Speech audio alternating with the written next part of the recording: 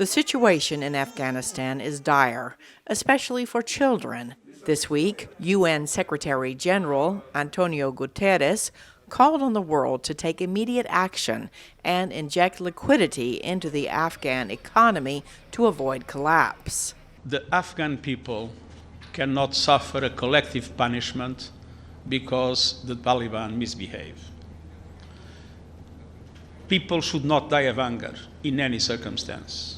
This week, the European Union pledged more than $1 billion in new humanitarian aid to Afghanistan at an emergency virtual conference. The U.S. has approved nearly $64 million in recent weeks. Reporters asked State Department spokesperson Ned Price if the U.S. is prepared to do more. So we are, of course, not in a position to provide financial support to the Taliban or any future Afghan government until and unless we see to it that these core requirements are being met and the rights of the people of Afghanistan are being fully respected and enforced.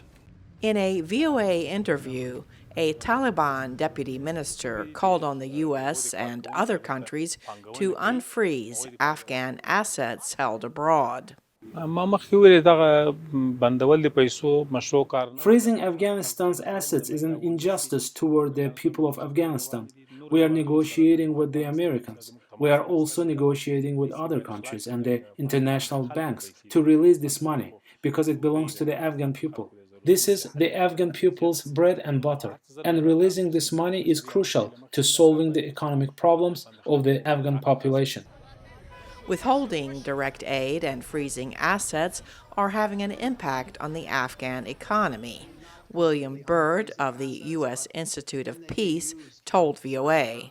I mean, the real problem with asset freeze is it stopped the flow of any foreign currency banknotes into the country. So everybody is being constrained by just the lack of money supply. And paradoxically, also, the new Afghan government can't actually print any money because that was printed abroad.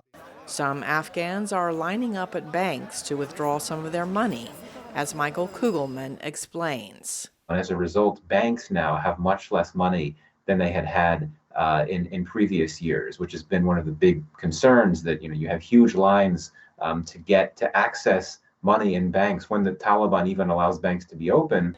With salaries not being paid and food scarce in many areas, some Afghans are trying to cross the border to Iran, with many being caught and sent back.